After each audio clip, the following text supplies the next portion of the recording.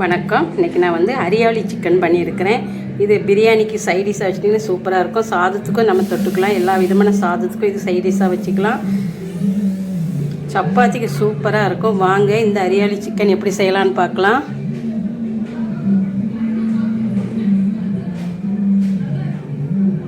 இப்போ இந்த ஹரியாலி சிக்கனுக்கு நான் ஒரு கைப்பிடி 1/2 கிலோ சிக்கன் எடுத்துருக்கிறேன். நல்லா கழுவி மஞ்சத்தூள் போட்டு வச்சுருக்கிறேன். இப்போ இதில் நல்ல ஒரு கை நிறச்சி இப்படி எடுத்துடுங்க புதினா இலை.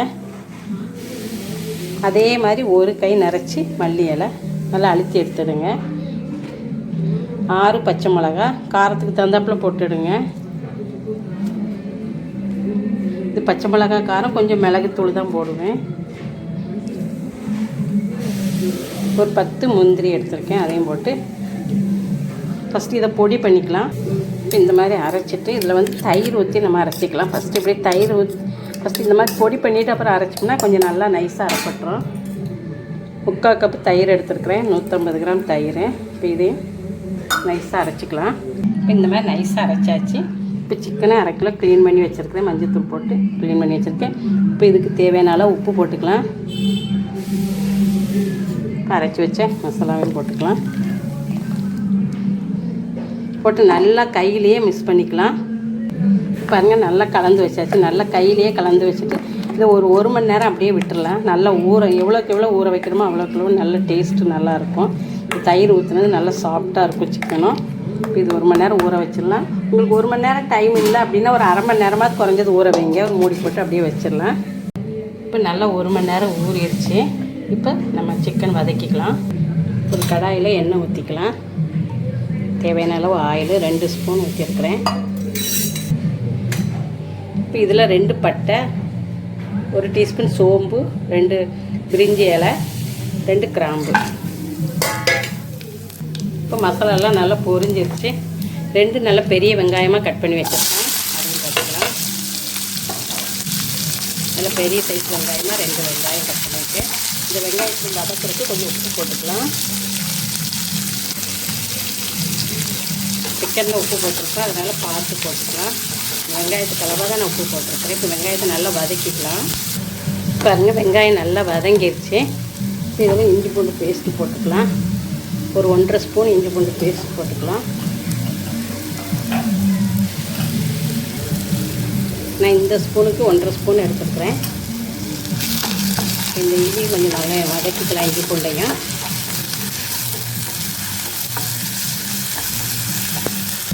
இஞ்சி பூண்டு நல்லா வதங்கிடுச்சு. இதில் 1/2 ஸ்பூன் மஞ்சள் போட்டுக்கலாம்.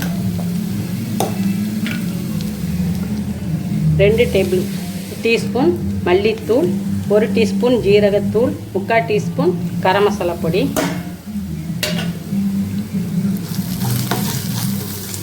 இதையும் எண்ணெய் கொஞ்சம் வதக்கிட்டு நம்ம கலந்து வச்சுருக்கிற சிக்கனை போட்டுடலாம்.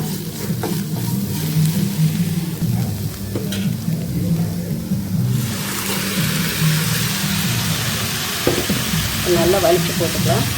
இப்போ நல்லா கலந்து விட்டுக்கலாம்.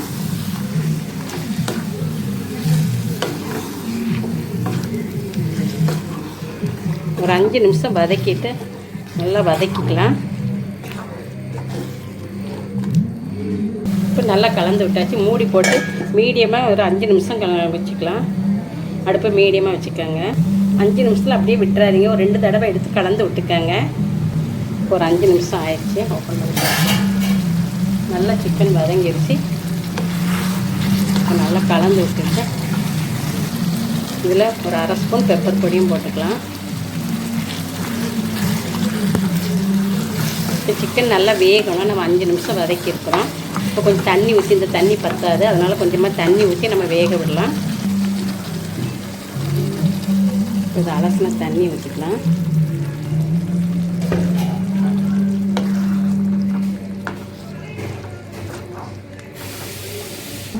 இதில் கொஞ்சம் உப்பு போட்டுக்கலாம். உப்பு எவ்வளோ தேவையோ அது தகுந்தாப்பில் போட்டுடுங்க.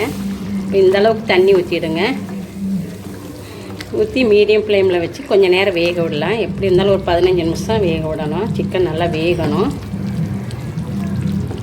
இப்போ மூடி போட்டு ஒரு 15 நிமிஷம் சிக்கன் எந்த வேகிற அளவுக்கு நல்லா வேக விட்டுக்கலாம்.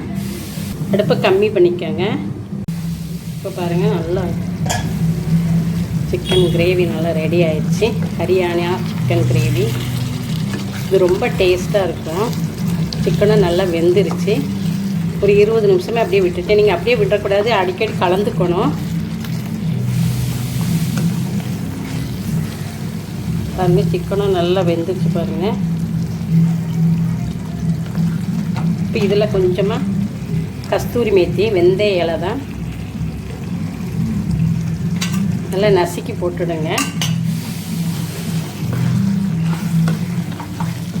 இதையும் நல்லா கலந்துக்கலாம். இப்போ அடுப்பை ஆஃப் பண்ணிடலாம். கஸ்தூரி மேத்தி போட்டு ரொம்ப நேரம் கலந்துக்க வேண்டாம், ஒரு நிமிஷம் கலந்தால் போதும். இப்போ ரொம்ப டேஸ்டான ஹரியாலி சிக்கன் ரெடி. இதுபோல் நீங்களும் உங்கள் வீட்டில் செஞ்சு பாருங்கள். இது வந்து சப்பாத்தி, சாதத்துக்கு, பிரியாணிக்கு சைடிஷாக சூப்பராக இருக்கும். நான், பூரி, புரோட்டா எல்லாத்துக்குமே நல்லாயிருக்கும். தோசைக்கும் நல்லாயிருக்கும். நம்ம எப்பவும் ஒரே மாதிரி செய்கிறதுக்கு இந்த மாதிரி ஒரு முறை விரும்பி செய்யுங்க. சூப்பராக இருக்கும். டேஸ்ட்டு வேறு லெவலில் இருக்கும். இதுபோல் நீங்களும் உங்கள் வீட்டில் செஞ்சு பாருங்கள். இந்த வீடியோ பிடிச்சிருந்ததுன்னா லைக் பண்ணுங்கள், ஷேர் பண்ணுங்கள். இது வரைக்கும் சப்ஸ்கிரைப் பண்ணுங்கள். கூடவே பக்கத்தில் இருக்கிற பெல் பட்டனை கிளிக் பண்ணுங்கள். நன்றி, வணக்கம்.